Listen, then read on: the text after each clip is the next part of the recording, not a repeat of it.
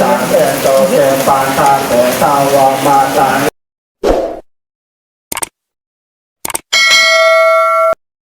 โอ้ยทีมงานไปตักบาตรพี่น้องเอ้ยนะฝนก็ฝนตกแดดมื้อนี้เนี่ยเม็ดมือทั้งคืนเลย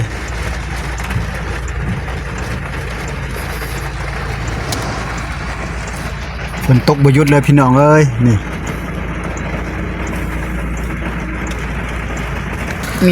คนน่ะปิดแน่สบายดีไหมลูกสบายดีกล้องแน่สาธุไหมนี่สาธุไหมลูกพี่นะสาธุสิลุงจันพี่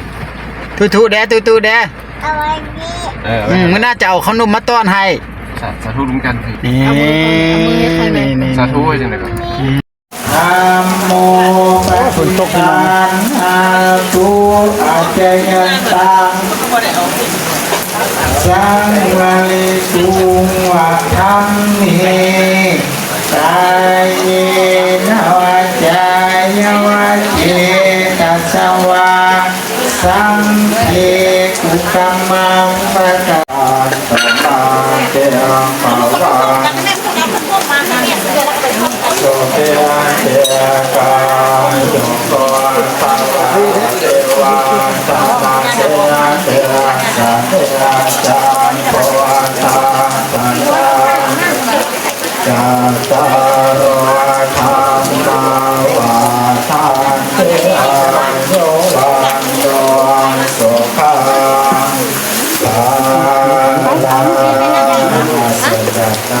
น้ำแล้วมันยืดสัจจตาเวนาอุปาสนาโภนี่โชว์เลยโต้เอามาจะเงินเลยนี่อะไรที่ตู้มาลาเตตาเทวาตานาโลเตตามาโลตัสสะมาสาตาจาสาเตสาตาโสเตโอนโตปัญญาเตปังกาตาเนเตโสกังจาเตเวสังเตโตเตปังทาเตสาวมาตังอุเตตาสุจาตังเดนาจาเตปาอังโสราเตเจวาตานโนปาทานาเสธานาเนสันตาเนนาตัมมายาวปาเตปาตาโตมามาลาสันโตตาปาตาเนวันกาเวโอโสเจตังสันติปัญญาสันติปวะเทตังเบรามาราราปันโตโรกาสังกาโตตาโรธัมโมสัพพะโตชะสังโฆนังขตาโรมามาเตโสธัมมังทาเวนานาโรกาสังฆและฝนตกเม็ดมือเลยเพื่อนตักบาตรกันเลย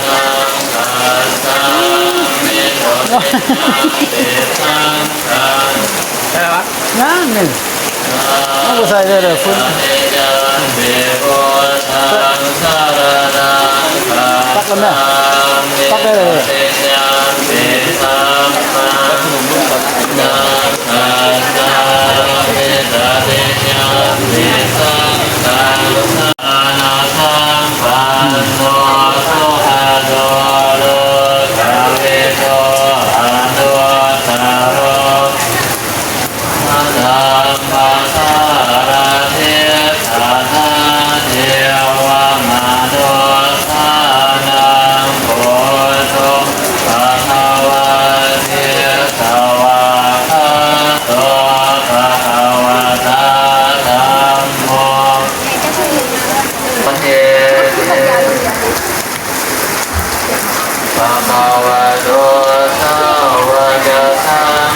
ฝนแท้ฝนวาเนาะ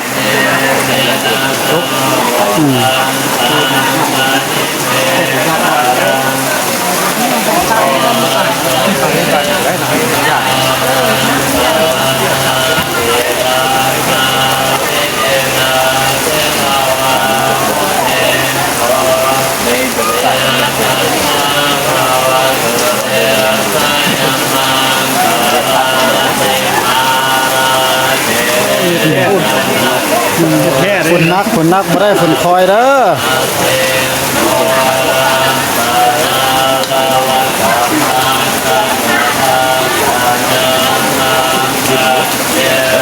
ฝนนัก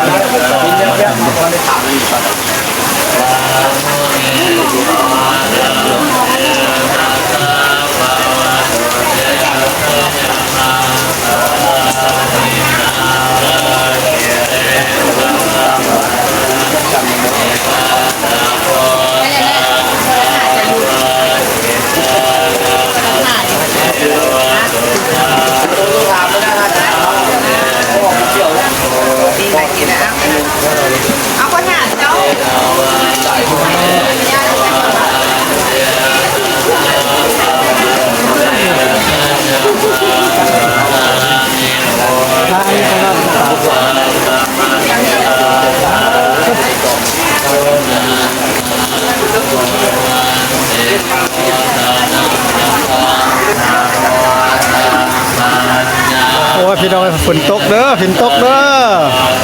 ตักบาตรเข้าพรรษาปีนี้ฝนตกหนักพี่น้อง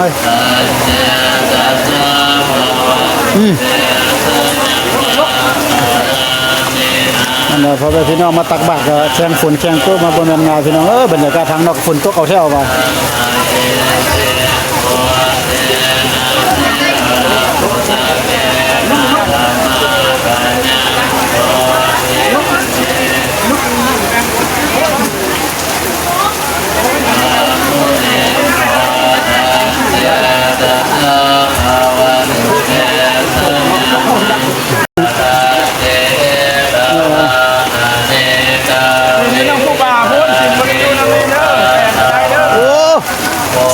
สาวคู่ตักบาตร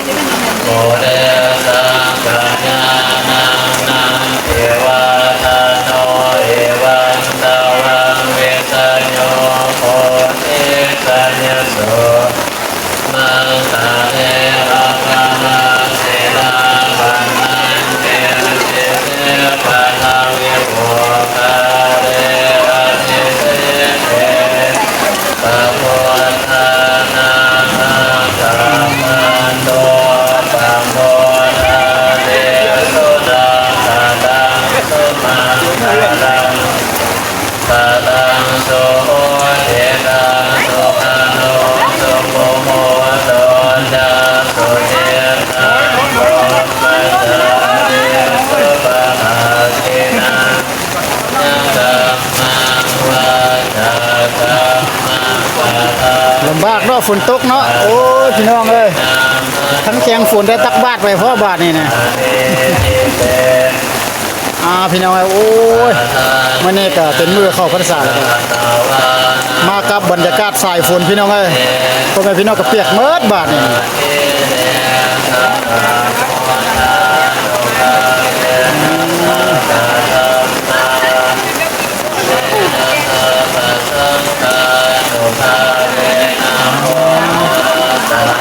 ภาษาแต่ละปีนะเป็นเข้าพรรษาคึกคืนได้พี่น้องปีนี้ฝนตกหลายเขาตักแล้วก็ส่วนหลายเขาก็จะกลับบ้านกลับเฮือนน่ะนะเพราะมันอยู่บ่ไหวพี่น้องเอ้ย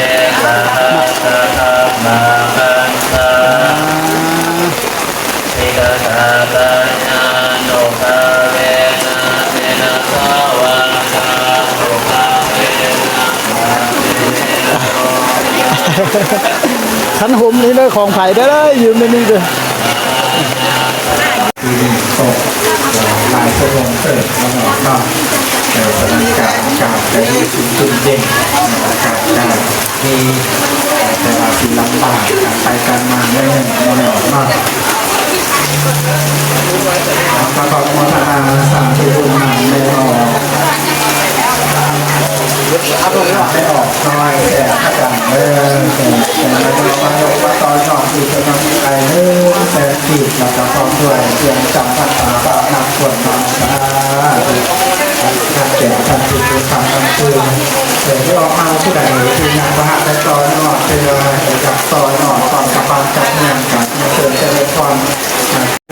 ต่อมาที่ตามมาตายก็เวลาตายกันที่กับที่ได้เอามาเฮ็ดเลี้ยงกลมมาเลี้ยงโดยทางลมกล่อมประกาศทีมาจะนำออกจากงานเอาในส่วนข่าวพรรษา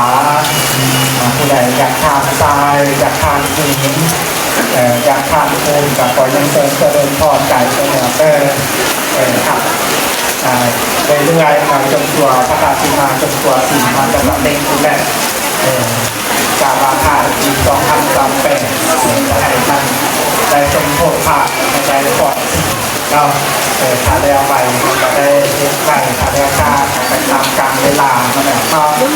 จะนำจากก่อนพัฒนาสาธุบุญนำขอบ เกิดการรวมเท้าทุกขาเป็นคนมาจิตใจเสียสละประตูปัจจัย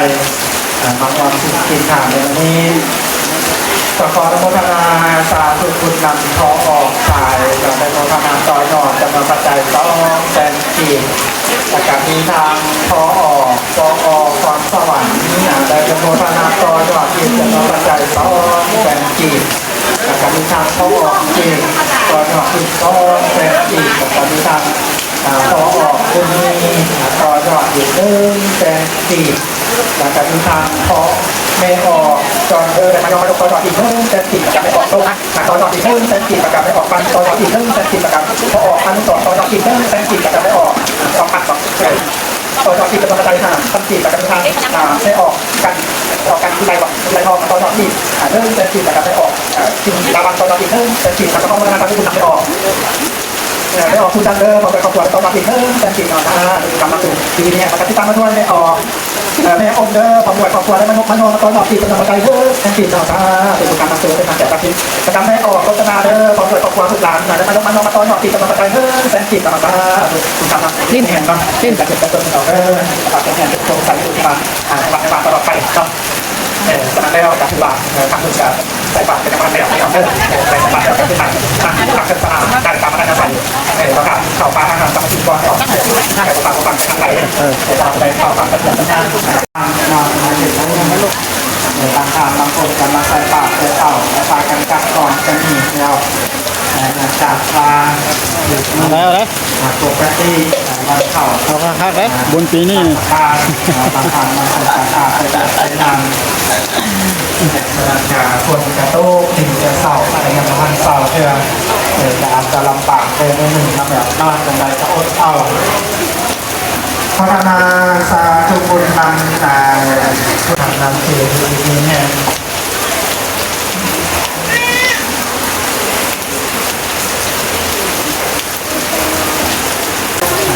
ตกโซดาตกใช้เป็นของกุศลเพื่อเพื่อเอาอาหารกับเดียวกันเห็นสะสมบุญไปเรื่อยๆเอาไว้จะพกหนีพกงานเราในการรับบุญกุศลนั้นจะเป็นเสียแรกมันจะเป็นสะพานย้อนกลับคืนมานานเอากระทางไปกระทางหนึ่งไม่ออกจะต้องไปมาด้วยขอบครัวดูเด็กเป็นสุดมาแบบสุขภาพแข็งแรงมาแบบหน้าที่การงานเจริญรุ่งเรืองเหมาะงานเพชรเราเป็นผู้สมัครตอบสนองกันได้การเราและกำลังเราประมาณในการเหตุผลในทาง